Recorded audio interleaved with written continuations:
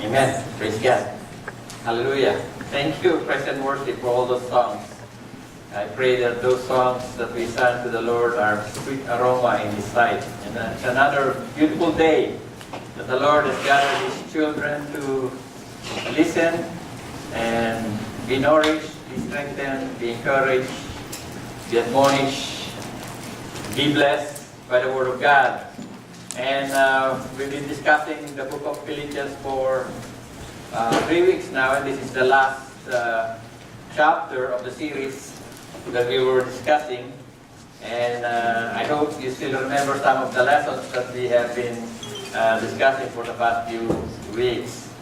And before I start, I'd just like to read the portion in Philippians chapter 4, verse 12 to 13, and I would like everyone please to stand up to give honor to the reading of the Word of God. If you have your Bible, you can turn it to Philippians chapter 4, verse 12 to 13. And this is what it says. I know how to get along with humble means, and I also know how to live in prosperity.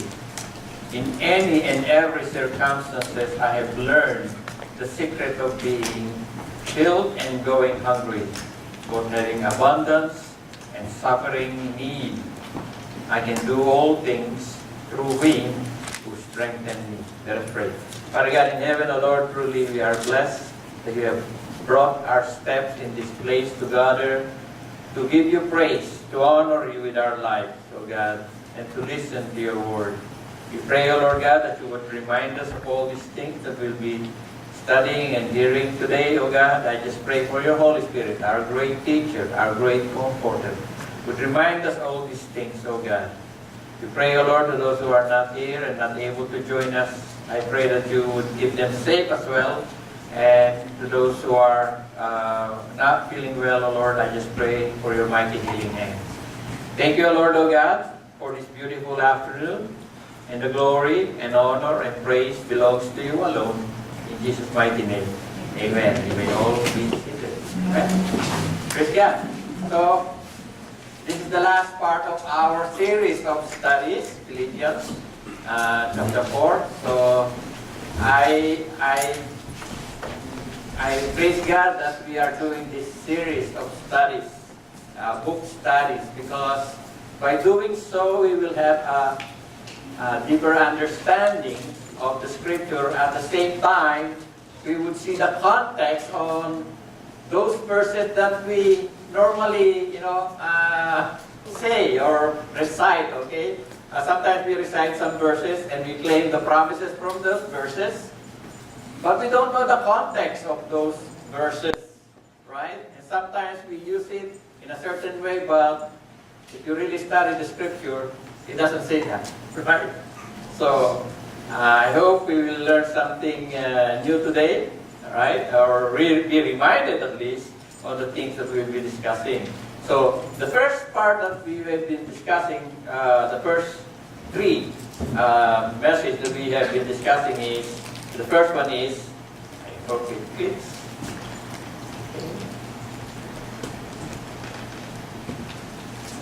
That's one. Okay. No. Yeah.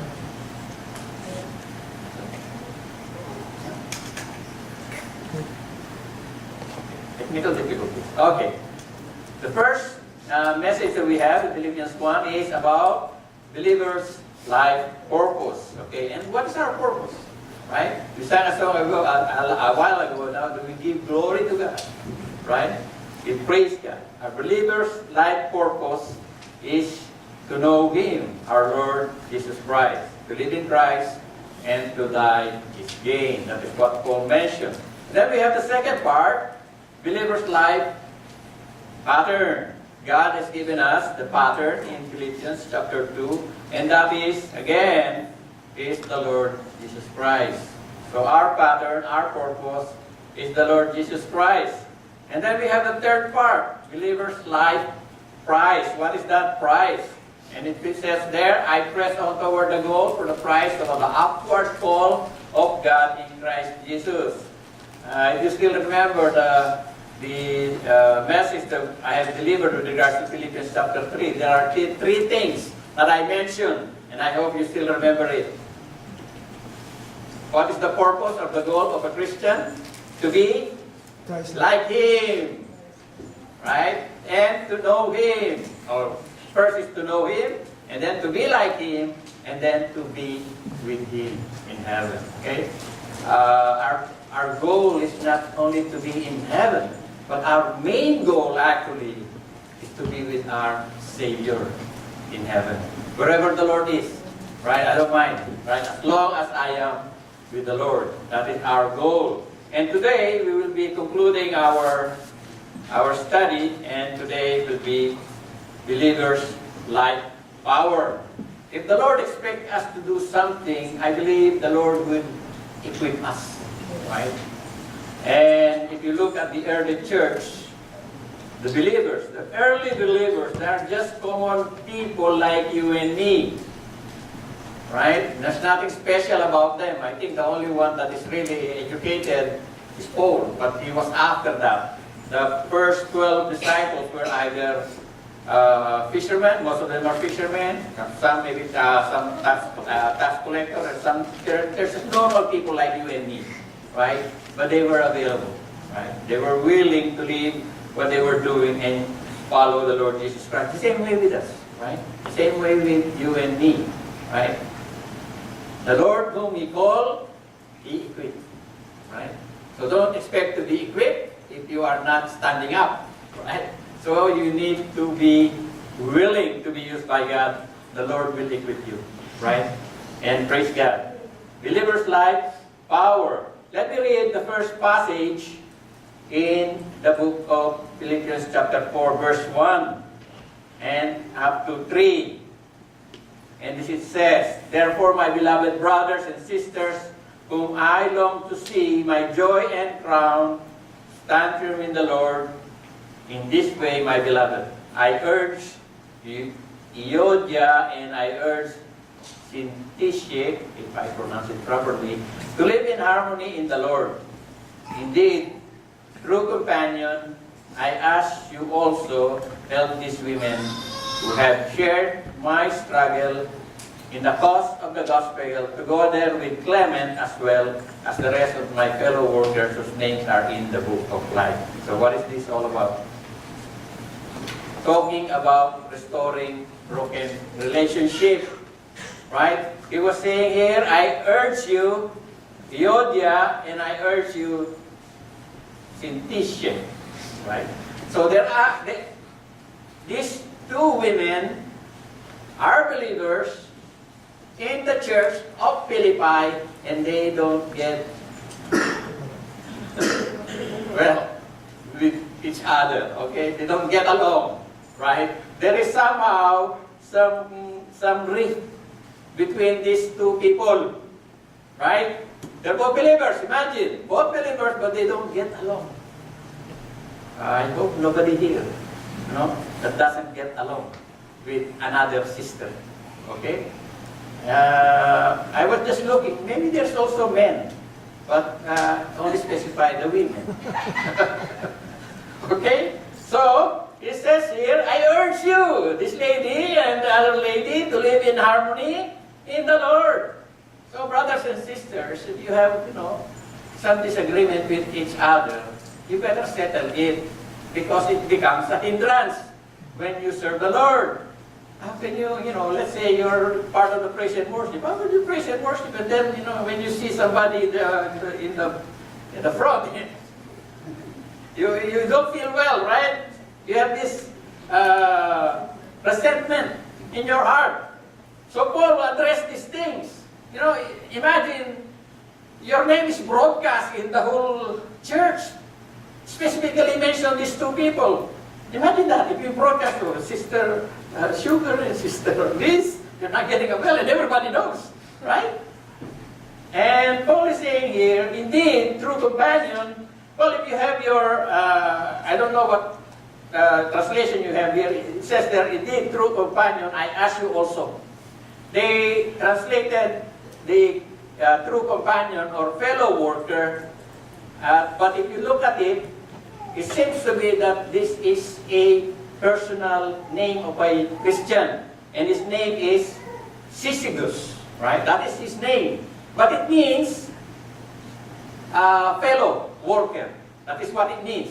But, some translation, they just translate it as fellow worker. But actually, if you look at it, that's why it says there, I ask you also, Syzygus, fellow worker. It's another person talking here, including Clement. So there are 4 names here that are mentioned. Euodia, Syntyche, and Syzygus, and Clement. He was asking 2 guys to mediate in behalf of the 2 ladies. Why do you need 2 guys? To hold one each other, maybe? So, praise God. We are called, or we are asked, based on Paul's writing to the Philippians, right, to restore broken relationships. If there's something in the church that don't get along very well, it's our responsibility to bring them together, right? It says there also that that these brothers and sisters, that their names are in the book of life. They are believers, but their resentment, their animosity becomes a hindrance in serving God. Right? So this is the first thing. It says there, restore this relationship. Right? We are asked the same way in this church, and I hope we don't have an Euodia here or Syntyche. Right? I just pray and hope na wala. Praise God. So that's the first thing. We were asked to restore broken relationship. Next, I will read the next passage from 4 to 7. Rejoice in the Lord always. Again I say, rejoice. Let your gentle spirit be known to all people. The Lord is near. Do not be anxious about anything, but in everything by prayer and pleading with thanksgiving, let your request. It's a matter of maybe 6 inches. Right? So, the Lord is near. If the Lord is near, it says there, you should be glad, you should always rejoice. And he keep on repeating, and I say again, rejoice. Why? Because the Lord is near. Our help is near. He is not far. So he says there, do not be anxious about anything or everything in prayer, and with thanksgiving, make your request be known to God. Okay, it says there, major demand, be known to God? No, major request, right? Your request be known to God, because when you pray, you don't know better than God. God knows better than you. Okay? So sometimes we pray for something and we don't get it. Sometimes when we pray, we get it. Sometimes when we pray, we get something else. Right? And sometimes we wonder, why did not the Lord answer my prayer? Instead of this, He gave me this. I was asking for patience, and He gave me trials. Lord, I already have enough trials. Yes, the Lord says, you have enough trials, but you don't have enough patience.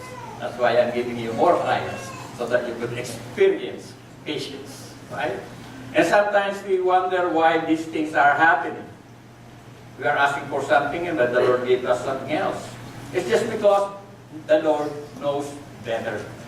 The Lord knows better, and He has something for you better than what you are expecting.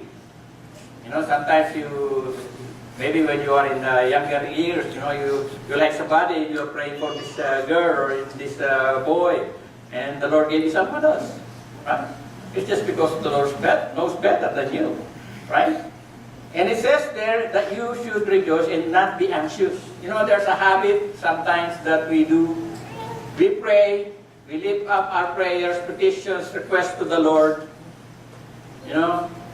but still we are anxious. Do you feel that? You're praying for a job sometimes. Okay, Lord, give me a job, or give me this and that, or I pray for this and that. But then again, when we act differently. Have you experienced that? Because we think that this is not rational. No, if I'm praying for this and I act, based on that by faith, I mean, it's not rational. Maybe I should do something else. You try to manipulate the situation in order to have an upper hand. Have you experienced that? Or did it occur in your mind? Where you're asking for something, and then you are lying and cheating and conniving and doing something in order to get that aim that you are asking. I mean, how do you think the Lord will honor your request if you are doing something bad? You don't trust God, right? You're manipulating the situation in order to have a gaining advantage. If you truly trust God, do what is right and leave the rest to God. That is what Charles Stanley, I remember Charles Stanley with this, he always says this one. His father told him, or grandfather I believe, told him, if the Lord says to you to hit your head on the brick wall, you hit your head on the brick wall. Because the moment you hit your head in the brick wall, the Lord will create a hole in that brick wall. And, so he was keep on saying, trust God, obey God, and leave the consequence to Him. Leave the consequence to the Lord. Do what is right, leave the consequence to Him. Right? Don't manipulate the situation in order to get your whatever you're aiming at, right? And this is why he says, we have peace. If we trust God, if we just let go, right? And not be anxious and worried and what's going to be. If I do this, I know I'm going to be. There's so much things in our mind. But the Lord says, by prayer and supplication, make your request be known to God. And the peace of God, which surpasses all comprehension and understanding, will guard your heart and mind in Christ Jesus. You will have peace. I tell you, brothers and sisters, if you do what is right, if you do what the Lord will is, you will have peace. Because you leave the consequence to Him. I've tried this many times, and it always ends up in a good way. I never manipulate the situation. One time I remember we have a manager, and that manager is so mean. When I was in Saudi, this guy is so mean. He was notorious for sending people home to the Philippines. That's how notorious he is, right? So people are afraid of him. So one time while I was working, in the States, there is a pulpit like this, and it has power. You can push the button, it goes up and down. I didn't know it's 110. Right? So we were setting, and then I plug it to 220, and it busted, it burned, right? And the guy, the electrical guy, found out that I plugged it in, and it got busted. And they tried to figure out a way to save my neck. Right? You don't want to say, oh, Willie, plug this one, that's why it burned, because there is a conference. This is the governor of Dammam area. So the speaker will be there and it's not working. So they want to find something to solve the problem, and the manager asked the electrician, what happened? Oh, this pulpit was borrowed outside and they brought it back and it was broken. That's what he said, because he doesn't want to make me in trouble, right? And then the manager called Willie. So he called me, right? And then, Will, what happened? I said, I plugged it into 20. Exactly said, I plugged it into 20. So he was saying some cursing in Arabic. I didn't understand it. And he said, okay, go. Just go. So nothing happened. Nothing happened. It's just because, if you stand on what is right, you don't need to be worrying about anything. You're standing on what is right and good. Leave the consequence to God. If something happened, well, praise God. Maybe this is the will of God. By doing what is right and you are in trouble, praise God. Right? But if you are doing something bad and you are in trouble, don't blame God. Okay? So, this is what it says there. Rejoice in the Lord always, and again I say, rejoice. It's easy to rejoice when everything is smooth sailing. Easy to say rejoice when, you have, your bank account is full. Right? When you have full-time job with benefits and all these things. What if your job is going to end maybe next year? Right? Our company actually is moving, I believe, in Markham, and I have no plan of going to Markham if they're going to move. So most likely our company, if that continue to do this one, will be until March next year. We will be ending our lease, and they will be going there. So by March next year, I may not have a job. And my wife is part-time, okay? So I don't worry at all. I said, oh Lord, if you want the company to stay, okay, praise God, I want it because I just need 3 years more. I'm 62, so plus 3, 65. Then you can close. Praise God. But I said, okay, whatever the Lord wills, I don't worry at all. Because I know the Lord, when He closes one door, He will open another door. Full-time ka na nga, kuya. Yeah. So, brothers and sisters, the secret is trusting God. Trusting God. Okay? Not only in the mind, but also in our action. Because sometimes we say something, we think something, but we do something differently. Right? It shows we don't really trust Him. We just say we trust Him, but we don't. Because we are betrayed by our actions. Right? So the secret, to be glad and joyful, obey. Obey the Lord. Right? Rejoice always. I say, the Lord. And again, rejoice. The Lord is near. Brothers and sisters, the Lord is close, watching over you and me. Okay? So praise God. So I hope everybody will be happy after this. Praise God. Next one. Reflect. Okay? Verse 8 to 9. Finally, brothers, sisters, whatever is true, whatever is honorable, whatever is right, whatever is pure, whatever is lovely, whatever is commendable, if there is any excellence and if in anything worthy of praise, think about these things. As for the things you have learned, received, heard, and seen in me, practice these things, and the God of peace will be with you. Okay. Reflect, meaning to say, look backward. Maybe 5 years ago, 10 years ago, 15 years ago, 20 years ago, 25 years ago. Okay?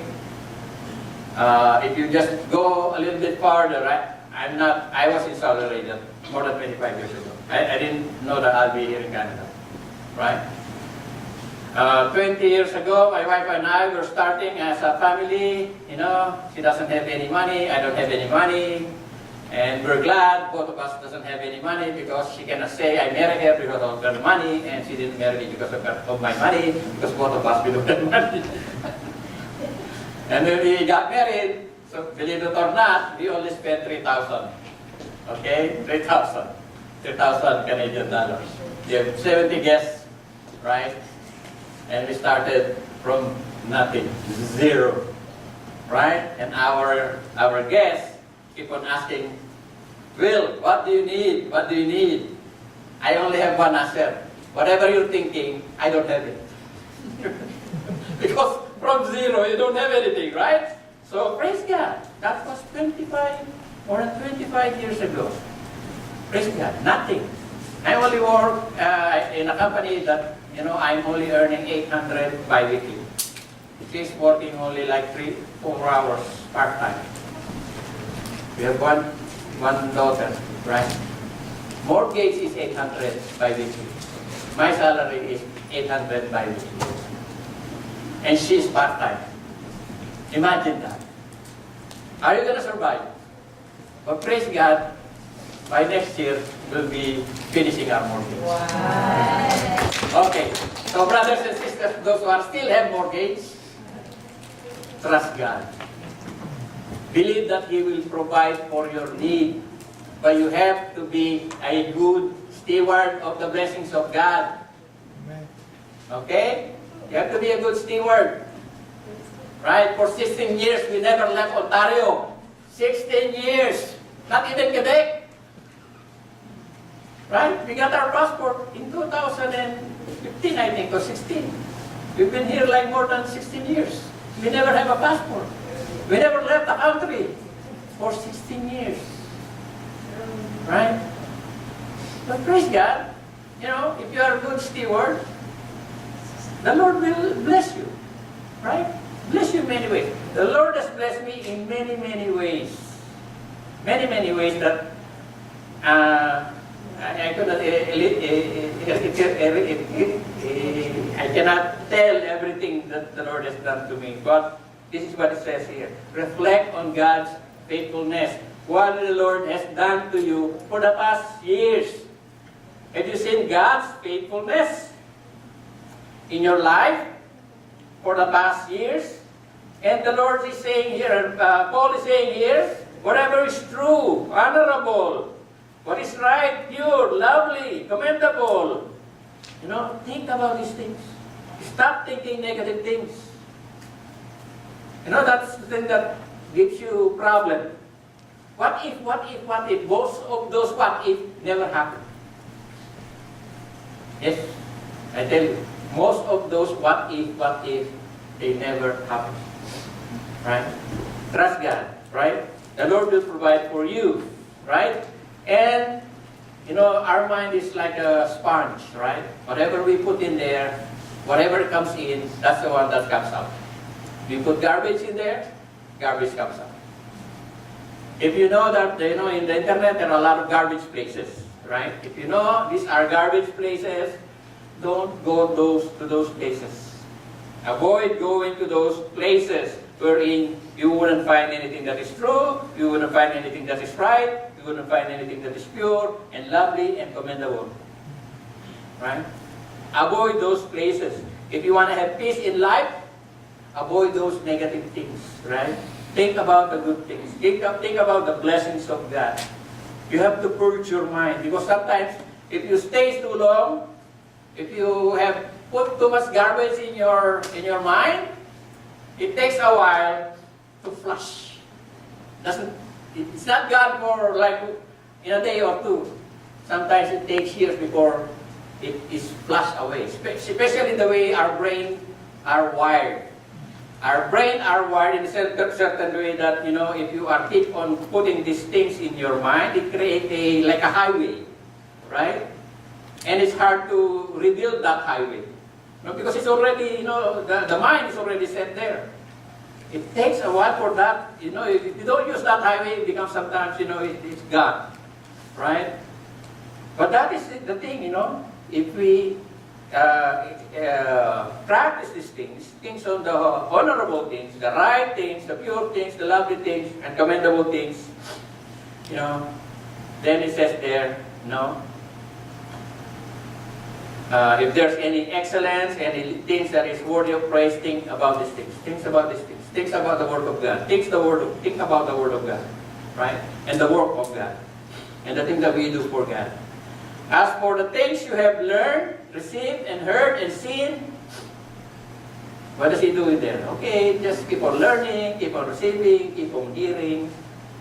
He doesn't stop there. He says there, anything that you learn, receive, and heard, and seen in me, it says there in the last part, practice these things. Right? Practice. Meaning to say, no? And the God of peace will be with you.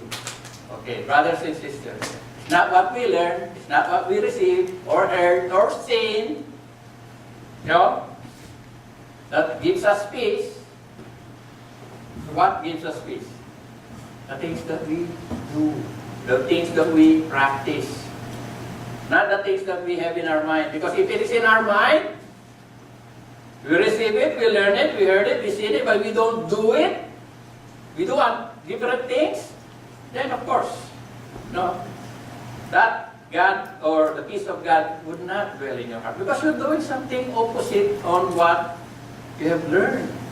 If you apply what you have learned, then you will have peace in God because you trust in God and you leave the consequence to God. Instead of manipulating circumstances so that it would favor you in the end. Brothers and sisters, what we confess and what we do sometimes are two different things. We have to learn to trust God, right? Leave the consequence to Him. Do what is right. Reflect on the faithfulness of God, and if I reflect on the faithfulness of God, I have seen many, many times, again and again, that the Lord has never failed me. Never failed me. Right? Reflect. Think about those things. Think about His goodness. Right? Praise God. Next one.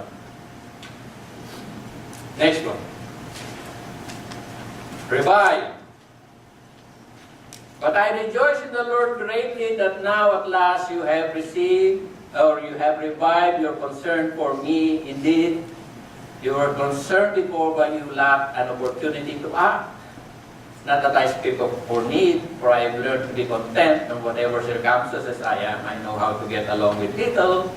I also know how to live in prosperity, and in any circumstances I have learned the secret of being filled and not going hungry, both having abundance and suffering need. I can do all things through Him who strengthens me. Nevertheless, you have done well to share with me in my difficulty. Revive, right? Paul is commending the Philippian church because the Philippian church are a very generous church. They're a church that, in spite of their needs, they were able to send help. They were able to support Paul in his needs, even though, when he was in Thessalonica, he was being helped by these people, He was saying here, not that I speak for need, I have learned to be content. That's the thing. We have to learn to be content. It doesn't mean that we don't pursue in our career to be, to go in a higher level in our life, in our career. It doesn't mean that, but to be content on what you have. To be happy on what you already have, rather than unhappy on the things that you don't have. You are unhappy because you don't have a Ferrari. But you have a Toyota. It's more reliable and cheaper. Right? You don't need a Ferrari. Right? Praise God. Paul is saying here to the Philippian church, you have revived your concern for me. Although I know you are concerned, but you don't have the opportunity. Now, brothers and sisters, the Philippian church were able to support a missionary.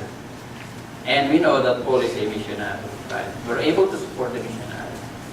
And the Philippian church, even though they are lacking money, they're not very rich, they were able to accumulate a certain amount of money to support him. Right? And I believe, as this morning our preacher is in the OMF, right? He's talking about mission. And it just struck me, because this is the same thing that I'm about to say. The church exists because of mission. Okay? The church exists because of mission, right? Now, when you look at the life of the Philippian church, they don't have a lot. And I believe our church is not that big. We don't have that much, right? But they were able to send money to support a missionary. Right? When we give our offering to the Lord, we don't give offering to the Lord what's left behind. We set apart a certain amount to be given to the Lord, whatever your heart's desire. We give it lovingly and joyfully. And, that offering that we give to the Lord, we set it apart. Not like it's a leftover.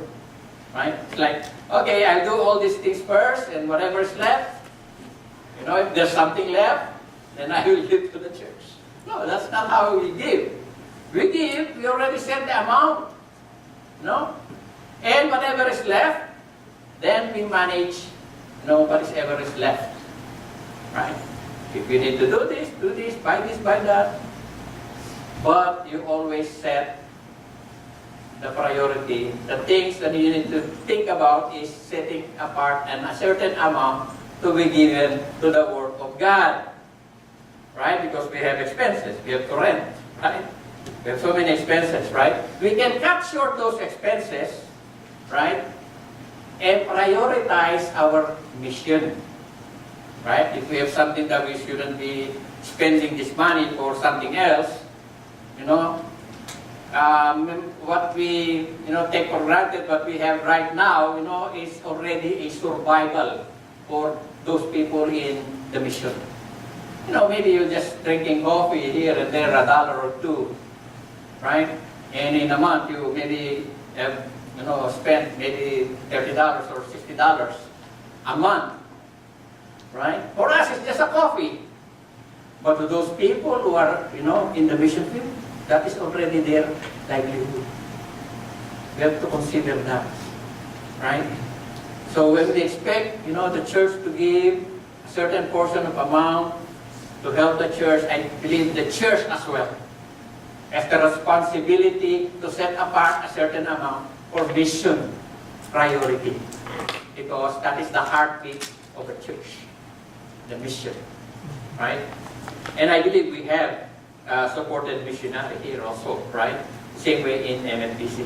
And we're glad in MFPC the building is already paid for. That's why we have more missionary, because we don't pay for the building anymore, just the maintenance. So praise God. It says there that, Paul is very thankful to the brothers and sisters who are able to support him in time of need. It says there, you have done well to share with me in my difficulty. Missionary needs supports, right? And this is a sad thing, the people always quote this verse, Philippians 4:13. I can do all things through Him who strengthens me. And what they do spelunking, they do skydiving, they do whatever crazy things they do. And quoting this verse, I can do this. I can bungee jump from CN Tower. I can do these things. A lot of people quote these things out of context, right? But Paul is saying here, I could survive with something with me or nothing with me. I can manage. He says that I become content in whatever circumstances I am in. I mean, sometimes I am in need, sometimes I am in abundance. In every circumstances, I have suffered need, I got hungry, but in all these things, I give thanks to God. I am content. And I can do all these things because there's somebody there who gives me strength to do it. Same thing for you and me. The Lord is there to give you strength to do the bidding of the Lord for His glory and for His name's sake.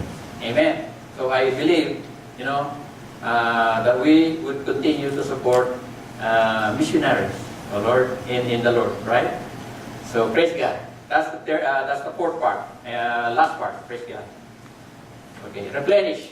You yourselves also know, Philippians, that at the first preaching of the gospel, after I left Macedonia, no church shared with me in the matter of giving and receiving, except you alone. For even in Thessalonica, you said, give more than once for my needs. Not that I seek the gift itself, but I seek the profit which increased to your account. But I have received everything in full and have an abundance. I am amply supplied. Having received from Epaphroditus what you have sent, a fragrant aroma, an acceptable sacrifice, pleasing to God. And my God will supply all your needs according to His riches and glory in Christ Jesus. Now to God, our Father and Father, be the glory forever and ever. Amen. Greet everyone, or every saint in Christ Jesus. Brothers who are with me, greet you. All the saints greet you, especially those in Jesus' household. The grace of God, the grace of the Lord Jesus Christ be with you, with your spirit. Again, another misquoted verse. And my God will supply all your needs according to His riches and glory in Christ Jesus. Another misquoted verse. People are always quoting this verse. Oh, the Lord will supply all my needs. Philippians 4:19. But they are not giving. They're very stingy. They're very tight. They don't want to give. Right? What is the context of this passage that Paul is saying, my God will supply all your needs according to His riches and glory? He was saying to the Philippian church, because you don't have that much, but you are still willing to support me and help me by sending this money to support the ministry of the Lord. Therefore, the Lord would bless you. So never quote this verse if you're not supporting the church. Okay, you're not allowed to quote this verse if you are not helping. Paul is saying this to the church that doesn't have enough. Right? They're not wealthy. They're poor. Right? But still, generosity, brothers and sisters, does not depend on the amount of money you have in the bank. Right? Generosity does not necessarily mean, you have to have a lot. The Philippian church are generous in spite of their need. They were able to support, not once, not twice, but many times, to support the work of God with Apostle Paul. And it says there, I do not seek the gift itself. I seek the profit which increases to your account. Brothers and sisters, this is one thing that the Lord is saying to us again. Whatever we do, whatever support we give to the church, either it is your time, your financial support to the church, it is not in vain. It is credited to you and me. It says there, I'm not seeking the gift itself, but I seek the profits which increases to your account. Where's that account? It's not in TV. Okay? It's not in RBC. Okay? That account is in heaven. Okay? It doesn't get depreciated. Right? When there is a recession, your money goes down with it. No, there's no recession in heaven. Right? That is what the Lord says, your treasure in heaven. Right? So again, brothers and sisters, if we support the work of God, it is not in vain. There is always an account. Whatever you do for the Lord does not forget. Right? And as Paul mentioned here, my God will supply all your needs. All your needs, not all your wants. Okay? If you need this, the Lord will provide for it. The same way when we pray, Lord, the money that you're giving us, you only got going down the drain because we're renting. We're renting and, the money goes down and doesn't come back. So I said to the Lord, I pray one day that you would give us our own place, a place where we could, call our home, shelter over our head. It's not too much to us, and we are not asking a mansion. We're just asking a simple house where we could live, decently. And before I knew it, our kumare, Ligaya, praise God, came to the house, I think 2 weeks after, with an agent. And said, oh, no, you just have to look for a house. And, maybe this is the answer point. We don't have the money. We don't know if we're going to be approved by the bank because, as I said, I'm only earning this much and this much. But praise God. Praise God. Right? So, brothers and sisters, trust God. Do what is right. Leave the consequence to Him. God will never fail you. God has never failed me. He will never fail you if you trust Him. Right? Praise God. Now the question is, our topic is all about believers like power. Now the question is here. We are asked to restore broken relationships. We are asked to rejoice in every circumstances. We are asked to reflect on God's faithfulness. We are asked to revive other people who are discouraged. And we are asked to replenish others in need. The question is, can we do that? Can we do that? I believe this is where it comes, where we can answer, we can do all things through Him who strengthens us. Let's pray. Father God, we give you praise. We thank you, O Lord God, because you have once more reminded us, O God, that you never fail in your promises. You inscribe us in the palm of your hand, and your promises that no matter what, you will never leave us nor forsake us, and we have seen your faithfulness in our life, in this church. Oh God, we just celebrated the 12th year, and I know, oh Lord God, that you will continue to sustain this church as long as we are preaching your word. Pray, oh Lord God, that we will all mature in the faith, and we will all be willing to serve you, oh God, and all of this is for your glory and honor. In Jesus' name we pray. Amen.